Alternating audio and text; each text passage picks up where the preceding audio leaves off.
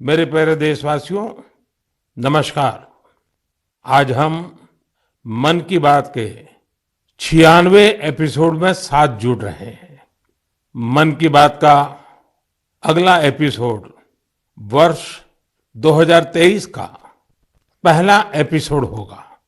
आप लोगों ने जो संदेश भेजे, उनमें जाते हुए 2022 के बारे में बात करने को भी बड़े आग्रह से कहा है। अतीत का अवलोकन तो हमेशा हमें वर्तमान और भविष्य की तैयारियों की प्रेरणा देता है। 2022 में देश के लोगों का सामर्थ्य, उनका सहयोग, उनका संकल्प, उनकी सफलता का विस्तार इतना ज्यादा रहा कि मन की बात में सभी को समेटना मुश्किल होगा। 2022 वाकई कई मायनों में बहुत ही प्रेरक रहा, अद्भुत रहा। इस साल भारत ने अपनी आजादी के 75 वर्ष पूरे किए और इसी वर्ष अमृत काल का प्रारंभ हुआ। इस साल देश ने नई रफ्तार पकड़ी। सभी देशवासियों ने एक से बढ़कर एक काम किया। 2022 की विभिन्न सफलताओं ने आज पूरे विश्व में भारत के लिए एक विशेष स्थान बनाया है। 2022 यानी भारत द्वारा दुनिया की 5वीं सबसे बड़ी अर्थव्यवस्था का मुकाम हासिल करना। 2022 यानी भारत द्वारा 220 करोड़ वैक्सीन का अविश्वसनीय आंकड़ा पार करने का रिकॉर्ड। 2022 यानी भारत द्वारा निर्यात का $400 बिलियन का जादुई आंकड़ा पार कर जाना।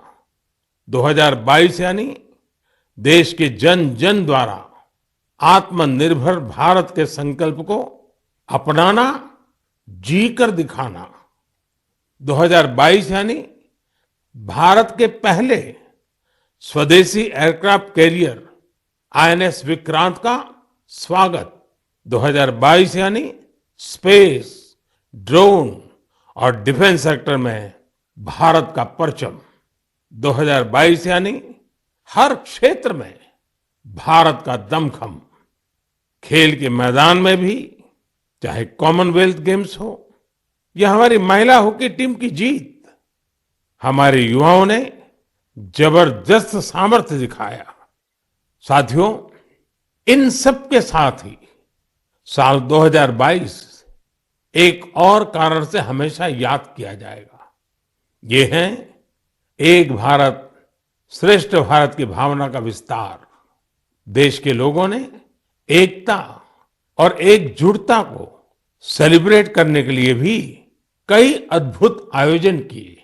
गुजरात के माधवपुर मेला हो, जहां रुक्मिणी विवाह और भगवान कृष्ण के पूर्वोत्तर से संबंधों को सेलिब्रेट किया जाता है, या फिर काशी तमिल संगमम हो, इन पर्वों में भी एकता के कई रंग दिखे।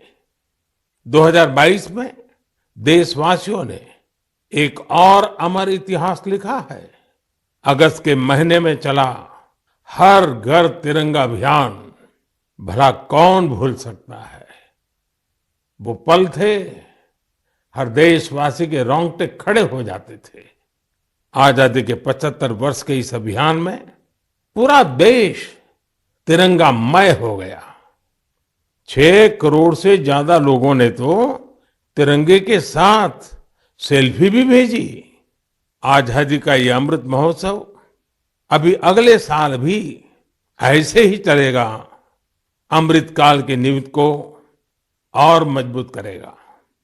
साथियों, इस साल भारत को G20 समूह की अध्यक्षता की जिम्मेदारी भी मिली है। मैंने पिछली बार इस पर विस्तार से चर्चा भी की थी। साल 2023 में हमें G20 के उत्साह को नई ऊंचाई पर लेकर जाना है। इस आयोजन को एक जन आंदोलन बनाना है। मेरे प्यारे देशवासियों, आज दुनिया भर में धूमधाम से क्रिसमस का त्योहार भी मनाया जा रहा है।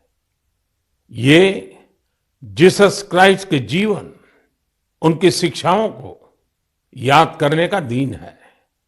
मैं आप सभी को क्रिसमस की ढेर सारी शुभकामनाएं देता हूं। साथियों, आज हम सभी के श्रद्धेय अटल बिहारी वाजपेयी जी का जन्मदिन भी है। वे एक महान राजनेता थे जिन्होंने देश को असाधारण नेतृत्व दिया।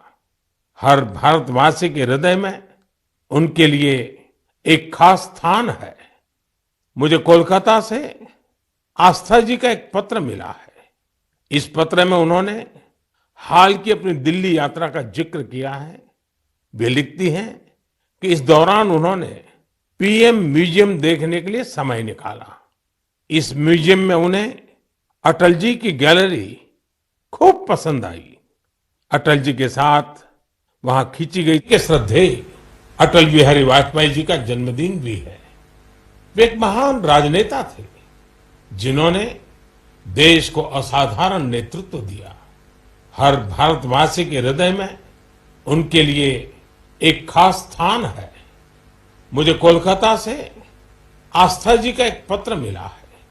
इस पत्र में उन्होंने हाल की अपनी दिल्ली यात्रा का जिक्र किया है। वे लिखती हैं कि इस दौरान उन्होंने पीएम म्यूजियम देखने के लिए समय निकाला। इस म्यूजियम में उन्हें अटल जी की गैलरी खूब पसंद आई।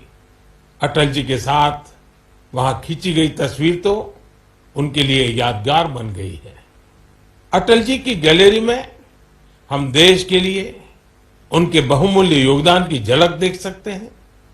इंफ्रास्ट्रक्चर हो, शिक्षा या फिर विदेश नीति, उन्होंने भारत को हर क्षेत्र में नई ऊंचाइयों पर ले जाने का काम किया।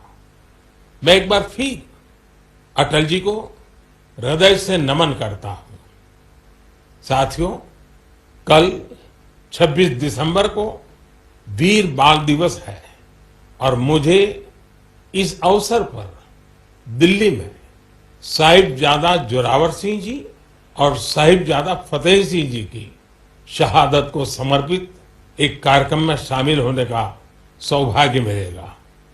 देश साहिबजादे और माता गुजरी के बलिदान को हमेशा याद रखेगा। मेरे प्यारे देशवासियों, हमारे यहां कहा जाता है, सत्यम किम प्रमाणम, प्रत्यक्षम किम प्रमाणम। यानी सत्य को प्रमाण की आवश्यकता नहीं होती। जो प्रत्यक्ष है उसे भी प्रमाण की आवश्यकता नहीं होती। लेकिन बात जब आधुनिक मेडिकल साइंस की हो तो उसमें सबसे महत्वपूर्ण होता है प्रमाण, एविडेंस। सदियों से भारतीय जीवन का हिस्सा रहे योग और आयुर्वेद जैसे हमारे शास्त्रों के सामने एविडेंस बेस्ड रिसर्च की कमी हमेशा हमेशा एक चुनौती रही है।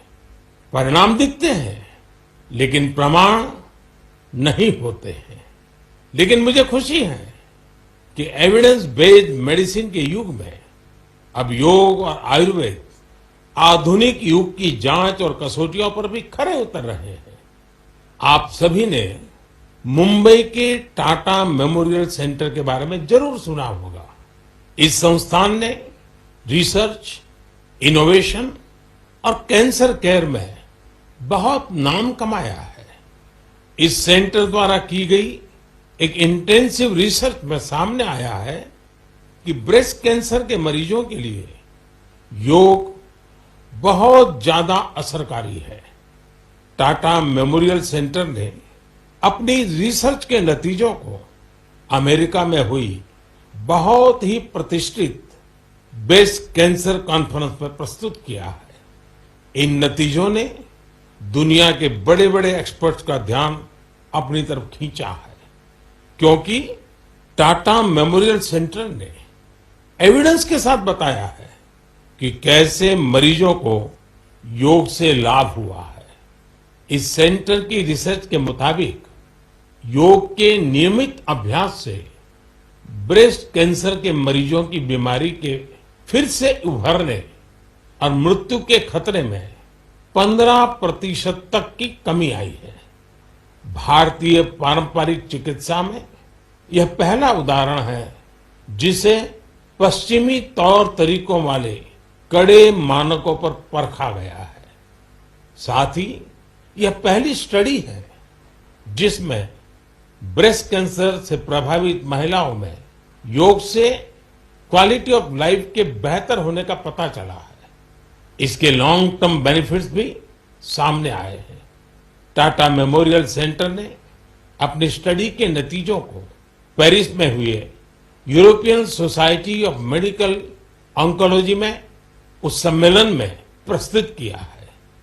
साथियों, आज के युग में भारतीय चिकित्सा पद्धतियां जितनी ज्यादा एविडेंस बेस्ड होगी उतनी ही पूरे विश्व में उनकी स्वीकार्यता बढ़ेगी। इसी सोच के साथ दिल्ली के एम्स में भी एक प्रयास किया जा रहा है। यह हमारी पारंपरिक चिकित्सा पद्धतियों को वैलिडेट करने के लिए 6 साल पहले centre for integrative medicine and research की स्थापना की गई। इसमें लेटेस्ट मॉडर्न टेक्निक्स और रिसर्च मेथड्स का उपयोग किया जाता है। यह सेंटर पहले ही प्रतिष्ठित अंतर्राष्ट्रीय जर्नल्स में 20 पेपर प्रकाशित कर चुका है। अमेरिकन कॉलेज ऑफ कार्डियोलॉजी के जर्नल में प्रकाशित एक पेपर में सिंकपी से पीड़ित मरीजों को योग से होने वाले लाभ के बारे में बताया गया है। इसी प्रकार न्यूरोलॉजी जर्नल के पेपर में माइग्रेन में योग के फायदों के बारे में बताया गया है। इनके अलावा कई और बीमारियों में भी योग के बेनिफिट्स को लेकर स्टडी की जा रही है, जैसे heart disease, depression, sleep disorders और प्रेगनेंसी के दौरान महिलाओं को होने वाली समस्याएं। साथियों, कुछ दिन पहले ही मैं वर्ल्ड आयुर्वेद कांग्रेस के लिए गोवा में था। इसमें 40 से ज्यादा देशों के डेलीगेट शामिल हुए और यहाँ 550 से अधिक साइंटिफिक पेपर्स प्रेजेंट किए गए। भारत सहित दुनिया भर की करीब 215 कंपनियों ने यहाँ एग्जीबिशन में अपने प्रोडक्ट्स को डिस्प्ले किया। 4 दिनों तक चले इस एक्सपो में 1 लाख से भी अधिक लोगों ने आयुर्वेद से जुड़े अपने एक्सपीरियंस को एंजॉय किया। आयुर्वेद कांग्रेस में भी मैंने दुनिया भर से जुटे आयुर्वेद एक्सपर्ट्स के सामने एविडेंस बेस्ड रिसर्च का आग्रह दोहराया। जिस तरह कोरोना वैश्विक महामारी के इस समय में योग और आयुर्वेद की शक्ति को हम सभी देख रहे हैं, उसमें इनसे जुड़ी एविडेंस बेस्ड रिसर्च बहुत ही महत्वपूर्ण साबित होगी। मेरा आपसे भी आग्रह है कि योग, आयुर्वेद और हमारी पारंपरिक चिकित्सा पद्धतियों से जुड़े हुए ऐसे प्रयासों के बारे में अगर आपके पास कोई जानकारी हो तो उन्हें सोशल मीडिया पर जरूर शेयर करें। मेरे प्यारे देशवासियों, बीते कुछ वर्षों में हमने स्वास्थ्य क्षेत्र से जुड़ी कई बड़ी चुनौतियों पर विजय पाई है। इसका पूरा श्रेय हमारे मेडिकल एक्सपर्ट्स, साइंटिस्ट और देशवासियों की इच्छा शक्ति को जाता है। हमने भारत से स्मॉल पॉक्स, पोलियो और गिनी वॉर्म जैसी बीमारियों को समाप्त करके दिखाया है। आज मन की बात के श्रोताओं को मैं एक और चुनौती के बारे में बताना चाहता हूं, जो अब समाप्त होने की कगार पर है। ये चुनौती है, ये बीमारी है कालाजार। इस बीमारी का परजीवी सैंड फ्लाई यानी बालू मक्खी के काटने से फैलता है। जब किसी को कालाजार होता है तो उसे महीनों तक बुखार रहता है, खून की कमी हो जाती है, शरीर कमजोर पड़ जाता है और वजन भी घट जाता है। यह बीमारी बच्चों से लेकर बड़ों तक किसी को भी हो सकती है, लेकिन सबका प्रयास से कालाजार नाम की ये बीमारी अब तेजी से समाप्त होती जा रही है। कुछ समय पहले तक कालाजार का प्रकोप 4 राज्यों के 50 से अधिक जिलों में फैला हुआ था, लेकिन अब ये बीमारी बिहार और झारखंड के 4 जिलों तक ही सिमट कर रह गई है। मुझे विश्वास है बिहार झारखंड के लोगों का सामर्थ्य, उनकी जागरूकता इन 4 जिलों से भी कालाजार को समाप्त करने में सरकार के प्रयासों को मदद करेगी। कालाजार प्रभावित क्षेत्रों के लोगों से भी मेरा आग्रह है कि वो 2 बातों का जरूर ध्यान रखें। एक है सैंड फ्लाई या बालू मक्खी पर नियंत्रण, और दूसरा जल्द से जल्द इस रोग की पहचान और पूरा इलाज। कालाजार का इलाज आसान है, इसके लिए काम आने वाली दवाएं भी बहुत कारगर होती हैं।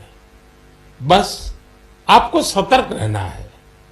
बुखार हो तो लापरवाही ना बरतें और बालू मक्खी को खत्म करने वाली दवाइयों का छिड़काव भी करते रहें। जरा सोचिए, हमारा देश जब कालाजार से भी मुक्त हो जाएगा तो ये हम सभी के लिए कितनी खुशी की बात होगी। सबका प्रयास की इसी भावना से हम भारत को 2025 तक टीबी मुक्त करने के लिए भी काम कर रहे हैं। आपने देखा होगा, बीते दिनों जब टीबी मुक्त भारत अभियान शुरू हुआ तो हजारों लोग टीबी मरीजों की मदद के लिए आगे आए। ये लोग निक्षय मित्र बनकर टीबी के मरीजों की देखभाल कर रहे हैं, उनकी आर्थिक मदद कर रहे हैं। जन सेवा और जन भागीदारी की यही शक्ति हर मुश्किल लक्ष्य को प्राप्त करके ही दिखाती है। मेरे प्यारे देशवासियों, हमारी परंपरा और संस्कृति का मां गंगा से अटूट नाता है।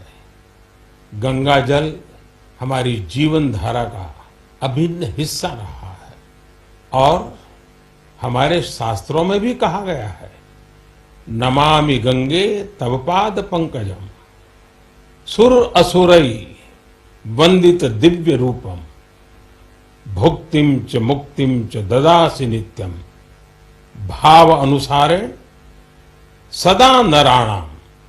अर्थात, हे मां गंगा, आप अपने भक्तों को उनके भाव के अनुरूप सांसारिक सुख, आनंद और मोक्ष प्रदान करती है। सभी आपके पवित्र चरणों का वंदन करते हैं।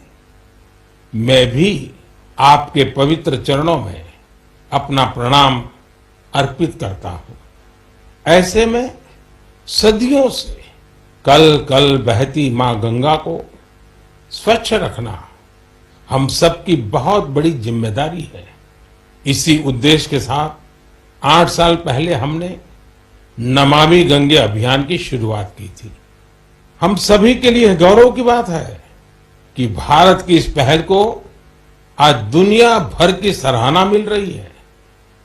यूनाइटेड नेशंस ने नमामि गंगे मिशन को इकोसिस्टम को रिस्टोर करने वाली दुनिया के टॉप 10 इनिशिएटिव में शामिल किया है। ये और भी खुशी की बात है कि पूरे विश्व के 160 ऐसे इनिशिएटिव्स में नमामि गंगे को यह सम्मान मिला है। साथियों, नमामि गंगे अभियान की सबसे बड़ी ऊर्जा लोगों की निरंतर सहभागिता है। नमामि गंगे अभियान में गंगा प्रहरियों और गंगा दूतों की भी बड़ी भूमिका है। वे पेड़ लगाने, घाटों की सफाई, गंगा आरती, नुक्कड़ नाटक, पेंटिंग और कविताओं के जरिए जागरूकता फैलाने में जुटे हैं। इस अभियान से बायोडायवर्सिटी में भी काफी सुधार देखा जा रहा है। हिल्सा मछली, गंगा डॉल्फिन और कछुओं की विभिन्न प्रजातियों की संख्या में काफी वृद्धि हुई है। गंगा का इकोसिस्टम क्लीन होने से आजीविका के अन्य अवसर भी बढ़ रहे हैं। यहां मैं जलज आजीविका मॉडल की चर्चा करना चाहूंगा, जो कि बायोडायवर्सिटी को ध्यान में रखकर तैयार किया गया है। इस टूरिज्म बेस्ड बोट सफारीज को 26 लोकेशंस पर लॉन्च किया गया है। जाहिर है, नमामि गंगे मिशन का विस्तार, उसका दायरा नदी की सफाई से कहीं ज्यादा बढ़ा है। ये जहां हमारी इच्छा शक्ति और अथक प्रयासों का एक प्रत्यक्ष प्रमाण है, वहीं ये पर्यावरण संरक्षण की दिशा में विश्व को भी एक नया रास्ता दिखाने वाला है। मेरे प्यारे देशवासियों, जब हमारी संकल्प शक्ति मजबूत हो तो बड़ी से बड़ी चुनौती भी आसान हो जाती है। इसकी मिसाल पेश की है सिक्किम के थेगू गांव के संगे शेरपा जी ने। ये पिछले 14 साल से 12,000 फीट से भी ज्यादा की ऊंचाई पर पर्यावरण संरक्षण के काम में जुटे हुए हैं। संगे जी ने सांस्कृतिक और पौराणिक महत्व का सोमगो लेक, उसे स्वच्छ रखने का बीड़ा उठा लिया है। अपने अथक प्रयासों से उन्होंने इस ग्लेशियर लेक का रंग रूप ही बदल डाला है। साल 2008 में संगे शेरपा जी ने जब स्वच्छता का यह अभियान शुरू किया था, तब उन्हें कई मुश्किलों का सामना करना पड़ा, लेकिन देखते ही देखते उनके इस नेक कार्यों में युवाओं और ग्रामीणों के साथ ही पंचायत का भी भरपूर सहयोग मिलने लगा। आज आप अगर सोमगो लेक को देखने जाएंगे तो वहां चारों ओर आपको बड़े बड़े गार्बेज बिन्स मिलेंगे। अब यहां जमा हुए कूड़े कचरे को रिसाइकलिंग के लिए भेजा जाता है। यहां आने वाले पर्यटकों को कपड़े से बने गार्बेज बैग भी दिए जाते हैं, ताकि कूड़ा कचरा इधर उधर न फेंके। अब बेहद साफ सुथरी हो चुकी इस झील को देखने हर साल करीब 5 लाख पर्यटक यहाँ पहुंचते हैं। सोमगो लेक के संरक्षण के इस अनूठे प्रयास के लिए संगे शेरपा जी को कई संस्थाओं ने सम्मानित भी किया है। ऐसी ही कोशिशों के बदौलत आज सिक्किम की गिनती भारत के सबसे स्वच्छ राज्यों में होती है। मैं संगे शेरपा जी और उनके साथियों के साथ साथ देश भर में पर्यावरण संरक्षण के नेक प्रयास में जुटे लोगों की भी हृदय से प्रशंसा करता हूं। साथियों, मुझे खुशी है कि स्वच्छ भारत मिशन आज हर भारतीय के मन में रच बस चुका है।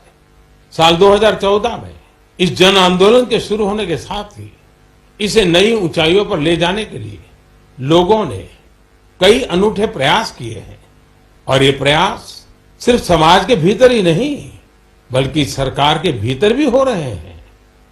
लगातार इन प्रयासों का परिणाम ये है, कूड़ा कचरा हटने के कारण, बिन जरूरी सामान हटने के कारण दफ्तरों में काफी जगह खुल जाती है, नया स्पेस मिल जाता है। पहले जगह के अभाव में दूर दूर किराए पर दफ्तर रखने पड़ते थे। इन दिनों ये साफ सफाई के कारण इतनी जगह मिल रही है कि अब एक ही स्थान पर सारे दफ्तर बैठ रहे हैं। पिछले दिनों सूचना और प्रसारण मंत्रालय ने भी मुंबई में, अहमदाबाद में, कोलकाता में, शिलोंग में, कई शहरों में अपने दफ्तरों में भरपूर प्रयास किया, और उसके कारण आज उनको पूरी तरह नए सिरे से काम में आ सके ऐसी उपलब्ध हो गई। ये अपने आप में स्वच्छता के कारण हमारे संसाधनों का ऑप्टिमम यूटिलाइजेशन का उत्तम अनुभव आ रहा है। समाज में भी, गांव-गांव, शहर-शहर में भी, उसी प्रकार से दफ्तरों में भी ये अभियान देश के लिए भी हर प्रकार से उपयोगी सिद्ध हो रहा है।